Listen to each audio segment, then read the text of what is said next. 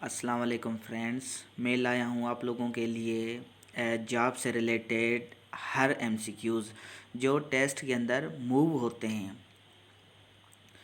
काफ़ी हमारे भाई यूट्यूब पे जो जॉब से रिलेटेड एमसीक्यूज़ बनाते हैं, वहाँ पे मैंने एक चीज़ नोट की है कि कोई टॉपिक होता है। लेट्स सपोज हम मिसाल लेते हैं सार्क ऑर्गेनाइजेशन का या ओआईसी ऑर्गेनाइजेशन का। तो हर टेस्ट के अंदर उनमें से ऑर्गेनाइजेशन का एक या दो सवाल वहाँ पे ज़रूर होता है। तो बाकी जो दूसरे सवाल होते हैं जो ऑर्गेनाइजेशन से रिलेटेड होते हैं वो फिर दूसरी टेस्टों में आते हैं।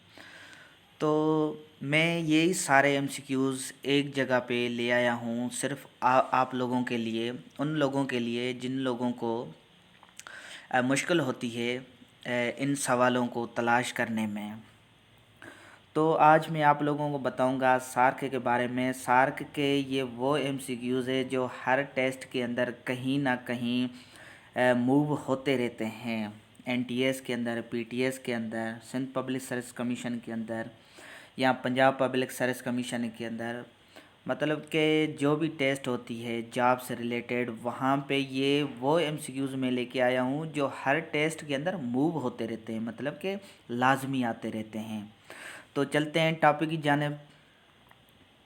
सार्क ऑर्गेनाइजेशन हमारा टॉपिक है कि ये सार्क ऑर्गेनाइजेशन क्या है और कौन कौन से इसके मेंबर्स हैं, कब फाउंड हुआ, कहाँ पे फाउंड हुआ, इसका हेडक्वार्टर कहाँ पे है। तो SAARC stand for South Asian Association of Regional Cooperation. ये भी एमसीक्यूज़ टेस्ट के अंदर लाजमी आता है और ये सार्क की एब्रीवेशन है। उसके आगे when SAARC was found, SAARC found कब हुआ? 8 दिसंबर 1985 और ये ढाका के अंदर फाउंड हुआ था।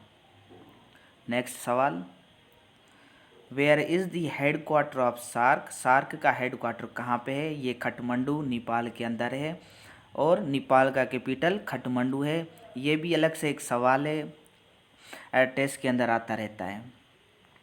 उसके बाद how many members of SAARC? SAARC के मेंबर्स कितने हैं? सार्क के मेंबर्स 8 मेंबर्स हैं। Next, where is where the first summit of SAARC was held in? SAARC की पहली समिट कहाँ पे हुई थी? ये ढाका के अंदर हुई थी। हमारा नेक्स्ट सवाल, which country is not a member of SAARC? वो कौन सा मुल्क है जो सार्क का मेंबर नहीं है? ये है Myanmar. After how many years summit of SAARC will held? कितने सालों के बाद सार्क की समिट होती है? ये 3 साल के बाद होती है। Next, the SAARC movement was launched for? SAARC movement किस लिए लॉन्च की गई थी? ये रीजनल कोऑपरेशन के लिए लॉन्च की गई थी। Next, which SAARC country member has highest literacy rate? SAARC का वो कौन सा मेंबर है जिसे कहा जाता है हाईएस्ट लिटरेसी रेट? जहाँ वो मेंबर है जहाँ में हाईएस्ट लिटरेसी रेट होता है वो है Sri Lanka. Next, which country is 8th member of SAARC? वो कौन सा मुल्क है जो 8वां मेंबर है सार्क का? वो है Afghanistan. When Afghanistan become member of SAARC? Afghanistan SAARC का मेंबर कब बना था? ये अप्रैल 2007 में सार्क का मेंबर बना था।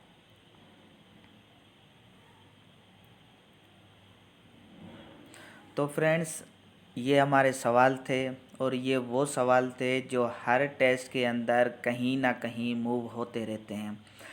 मैं ये सारे सवाल इसीलिए साथ लाया हूँ कि आप लोगों को तकलीफ़ ना हो, क्योंकि जब मैंने टेस्ट देना शुरू की थी तो मुझे भी तकलीफ़ होती थी कि एक सवाल एक पेज पे होता था और दूसरा सवाल 10वें पेज पे होता था।